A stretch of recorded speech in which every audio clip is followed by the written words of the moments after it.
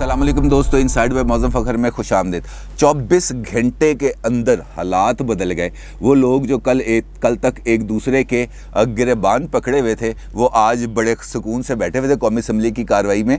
लेकिन इस दौरान, इन 24 घंटों के दौरान कुछ ना कुछ पैगामात के तबादले हुए, कुछ ना कुछ राब्ते हुए, कुछ ना कुछ मुलाकातें हुई, जिसके नतीजे में हमने हालात के अंदर 180 डिग्री का जो है तब्दीली को वो देखा है। और ये तब्दीली पाकिस्तान के अंदर ऐसे ही नहीं आती, इसके पीछे कुछ ना कुछ मामलात ज़रूर होते हैं। और ऐसे ही हमें नज़र आया कि हुकूमती रवैया अचानक नरम पड़ गया और स्पीकर साहब भी खासे मुतहम्मल अंदाज़ के अंदर उन्होंने कार्रवाई को आगे बढ़ाने की कोशिश की। और इसके साथ साथ अपोजिशन की तरफ से भी खासी गर्मजोशी का मुजाहरा हुआ। और आप ये सुनकर हैरान रह जाएंगे कि ये जो पसे पर्दा राब्ते हुए हैं, उसके नतीजे में एक और बड़ी इम्पॉर्टेंट पेशरफ्त हुई।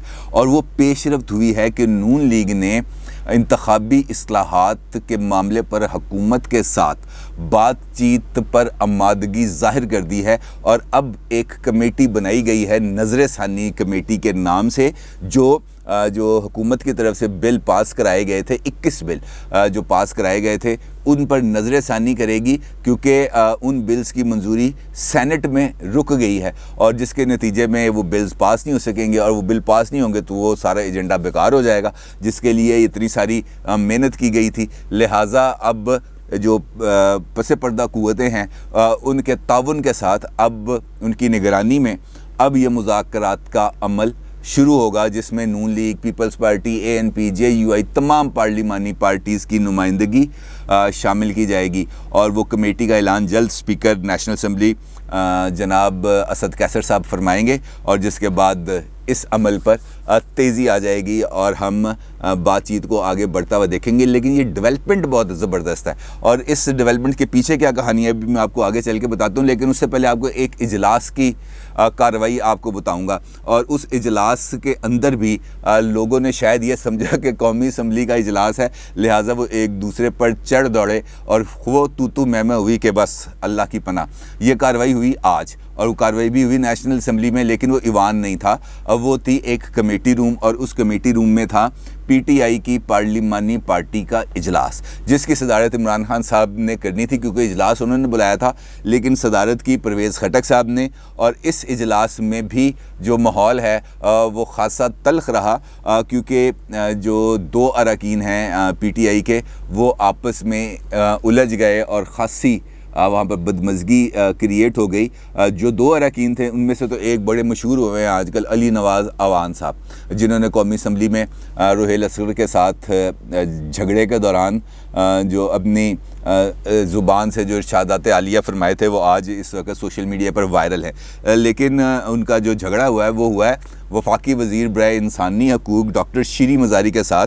और हैरत की बात है, ये वही शीरी मज़ारी है, कोलंबिया यूनिवर्सिटी से फ़ारिग़ तहसील, जो उस सारी कार्रवाई के दौरान हुटिंग कर रही थी। अली नवाज़ अवान साहब किताबें मार रहे थे, डॉक्टर शीरी मज़ारी हुटिंग कर रही थी। लेकिन आज ये हुआ कि शीरी मज़ारी साहब ने यू टर्न लिया अपने कायद के फरमुदात के ऐन मुताबिक। और यू टर्न लेते उन्होंने कहा कि जनाब, कौमी असम्बली में जो कुछ हुआ वो बड़ा गलत था, बड़ी बदतहज़ीबी थी, हमने बड़ा गैर मुहज़्ज़ब होने का सबूत दिया और हमें ऐसा नहीं करना चाहिए था। जिस पर अली नवाज़ अवान साहब बुरा मना गए और उन्होंने फिर खरी सुनाई डॉक्टर शीरी मज़ारी को। और फिर डॉक्टर शीरी मज़ारी भी जवाबी हमलावर हुई, तो वहाँ पे माहौल खासा कशीदा हो गया। जिस पर जो चेयर कर रहे थे इस इजलास को परवेज़ खटक साहब, उन्होंने इन दोनों को बमुश्किल चुप रहने की हिदायत की। और उनको चुप कराने के बाद फिर कार्रवाई को आगे बढ़ाएगा। कार्रवाई क्यों नहीं थी? असल में उन्होंने अपने नंबर्स पूरे करने हैं, क्योंकि जुम्मे वाले दिन है नो कॉन्फिडेंस के ऊपर वोटिंग। और उस इजलास के बाद फवाद चौधरी साहब ने मीडिया से गुफ्तगू की, जिसमें उन्होंने ये कहा कि जनाब, हमारे पास 186 अरकान है, हमने गिनती पूरी कर ली है, लिहाजा हमें बजट मंजूर कराने में कोई प्रॉब्लम नहीं है। और तहरीक अदम एतमाद कासिम खान सूरी के ख़िलाफ़ जो अपोजिशन ने पेश किया है, उसको नाकाम कराने में भी हमारे पास नंबर्स पूरे हैं, हम किसी वाले से परेशानी के में नहीं हैं। तो सवाल ये पैदा होता है कि अगर आप बजट भी मंजूर करा सकते हैं, अगर आप तहरीक अदम एतमाद भी कामयाब करा सकते हैं, तो फिर क्या वजह हुई कि 24 घंटे में जो आप आसमान पे चढ़े हुए थे, जो आप آتش فشانی کر رہے تھے وہ ایک دم ختم ہو گئی، اور آج آپ نے بالکل یو ٹرن لے لیا اور اپوزیشن اس وقت پہاڑ پہ چڑھی ہوئی تھی اور آپ بالکل نیچے گرے ہوئے تھے. تو معاملہ تو کچھ اور ہے نا. اس کا مطلب یہ ہے کہ پس پردہ جو قوتیں تھیں جس کا میں نے آپ کو کل بھی ذکر کیا تھا کہ متحرک ہونے والی ہیں، کیونکہ یہ صورتحال ان کو سوٹ نہیں کرتی. کیونکہ کل کے آپ ٹویٹرز کے اوپر ٹویٹس اٹھا کے دیکھ لیں، ہر طرف سلیکٹرز کے حوالے سے تنقید ہو رہی ہے کہ یہ آپ کی سلیکشن ہے جو قومی اسمبلی میں یہ کر رہے ہیں، جو دشنام کر رہے ہیں، جو ایک دوسرے پر گالیاں دے رہے ہیں، مغلظات بک رہے ہیں، یہ ہے آپ کی سلیکشن. تو جو سلیکٹرز ہیں ان کے اوپر تو دباؤ آئے گا. جب دباؤ آئے گا تو اس کے بعد وہ کچھ نہ کچھ حرکتیں کریں گے. جب وہ حرکتیں کریں گے تو پھر اس کے نتیجے کے اندر ڈانٹ ڈپٹ ہوگی، اور جب ڈانٹ ڈپٹ ہوگی تو اس کے بعد پھر معاملات کو سیدھا کرنے کی کوشش کی جائے گی. اور یہی ہوا ہے گزشتہ 24 گھنٹے کے اندر. ان 24 گھنٹے کے اندر یہ پیغام واضح طور پر پہنچایا گیا کہ جناب آپ لیجسلیشن کے معاملات کو ٹھیک کیوں نہیں کر رہے. آپ نے جو نیشنل اسمبلی کو اس وقت جو اکھاڑا بنایا ہوا ہے اس کام کو ختم کریں اور بالکل سنجیدگی کے ساتھ کارروائی آگے چلائیں. نہیں تو کو بدلاؤ کو پتہ نا، نہیں تو ہوتا ہے نا، جب بچہ شرارتیں کر رہا ہوتا ہے تو باپ یا والدہ اس کو کہتی ہیں کہ بعد آ جا. نہیں تو وہ نہیں تو والا جو کام ہے نا وہ اس وقت ہوا ہے وہاں پر، جس کے بعد کچھ معاملات میں بہتری آئی ہے. اور یہ نہیں تو میرا خیال ہے شہباز شریف صاحب کے ساتھ بھی ہوا یا نون لیگ کے ساتھ بھی ہوا، جس کے نتیجے میں نون لیگ نے بھی وہ تاریخی کام کرنے کی حامی بھر لی ہے جس کے لیے وہ ہمیشہ سے یہ کہتے تھے کہ ہم نے یہ کام نہیں کرنا. کیونکہ یہ جو انتخابی اصلاحات والا معاملہ ہے اور اوورسیز پاکستانیز کو جو ووٹنگ رائٹ دینے والا معاملہ ہے، یہ اس وقت بہت زیادہ ڈبیٹ میں آ چکا ہے. اور اس ڈبیٹ میں آنے کی وجہ سے اس پر بہت زیادہ تنقید بھی ہو رہی ہے. اور خود الیکشن کمیشن آف پاکستان نے اپنے ایک اجلاس کے اندر یہ جو مجوزہ ترمیمی بل ہے اس پر خاصے تحفظات کا بھی اظہار کیا تھا، اور خاص طور پر اوورسیز پاکستانیز کے حوالے سے بھی انہوں نے خاصے اپنے تحفظات کا اظہار کیا تھا. تو اس ساری صورتحال کے اندر جب شہباز شریف صاحب یہ کہتے ہیں اپنے خطاب کے اندر قومی اسمبلی میں کہ جناب یہ جو 21 بل پیش کیے گئے تھے جو ہمارے اعتراضات کے باوجود اور ہمیں سنے بغیر اجلاس کی کارروائی کو بلڈوز کرتے ہوئے منظور کر لیے گئے، ان بلز کو ہم نے سینٹ میں روک دیا. اب وہ سینٹ میں ان کے اوپر کارروائی نہیں ہو پائے گی کیونکہ ہم نے ان کو وہاں پر کامیاب نہیں ہونے دینا. اور آپ کو معلوم ہے کہ سینٹ کے اندر اگرچہ اکثریت جو ہے وہ اپوزیشن کے پاس ہے، اور دیکھنا یہ ہے کہ وہ واقعتاً اگر اس کو پاس نہیں کرتے سینٹ کے اندر وہ بل منظور ہو جاتے ہیں تو پھر وہ تو کاغذ کا ایک ردی کا ٹکڑا ہے جس کی کوئی ویلیو نہیں ہوگی.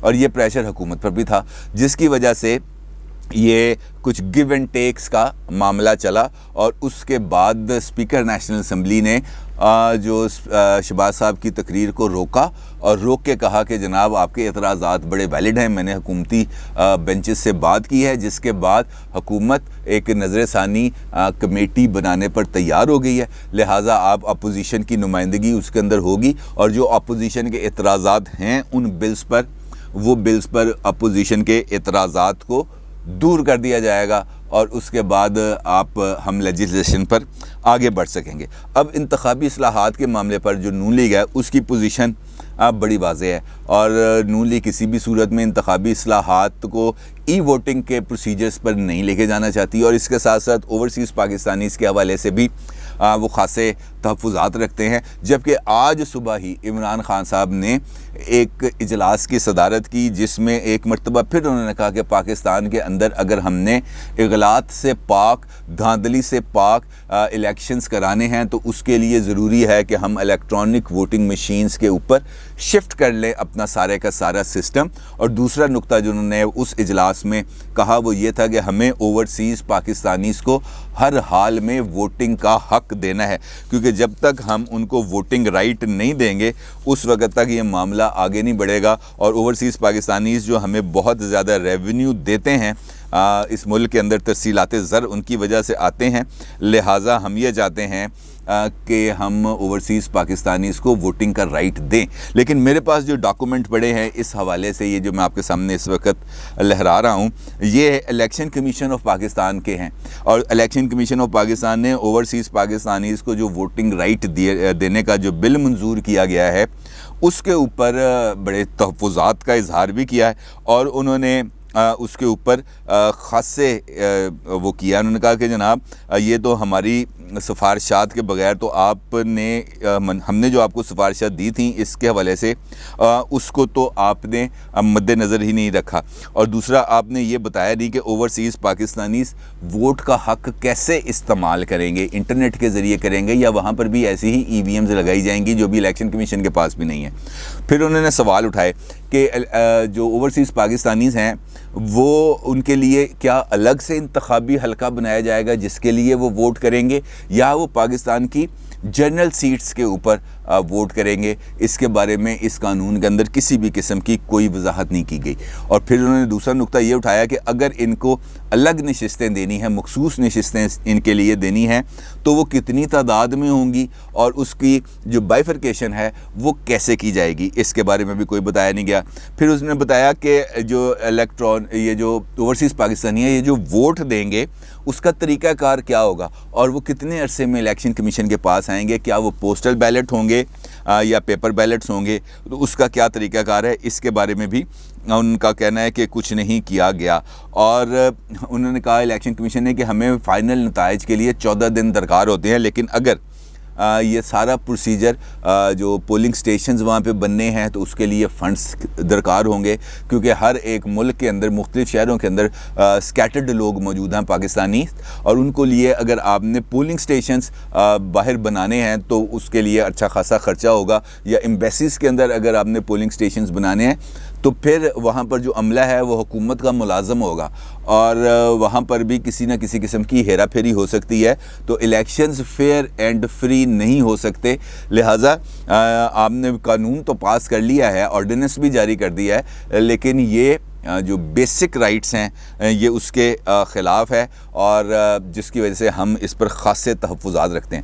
اب وزیر اعظم صاحب کی بات اور ہے، الیکشن کمیشن کی بات اور ہے، لیکن حتمی فیصلہ اس سارے معاملات پر اس وقت ہوگا جب یہ والی جو پارلیمانی کمیٹی بنائی ہے جس پر نون لیگ پہلے شامل ہونے پر آمادہ نہیں تھی لیکن اب وہ اس پر شامل ہونے پر آمادہ ہو گئی ہے، وہ آتے ہیں بیٹھ کے بات کرتے ہیں اور اس کے بعد متفقہ کوئی لاہ عمل تیار کرتے ہیں، جس کے بعد آئین میں ترمیم ہو اور اس ترمیم کے بعد اگلا پروسیجر سٹارٹ ہو تو پھر کوئی راستہ نکل سکتا ہے، ادروائز اوورسیز پاکستانیز کے حوالے سے کوئی راستہ نکلتا نظر نہیں آ رہا۔ اور اب چونکہ مسلم لیگ نون نے اس بات کی خود حامی بھر لی ہے کہ ہم اس عمل میں شریک ہوں گے، تو اس کا مطلب یہ ہے کہ ان کو بھی کوئی پیغام آ گیا یا کوئی فون کال آ گیا یا کہیں سے یہ بتا دیا گیا کہ جناب یہاں سے بھی کچھ نہ کچھ سہولت مل جائے گی، لہٰذا اس کام کو آگے بڑھائیں، جس کے نتیجے میں نون لیگ نے یہ سارا فیصلہ کیا۔ اب اس میں کیا نتائج نکلیں گے، بات کیسے آگے بڑھے گی،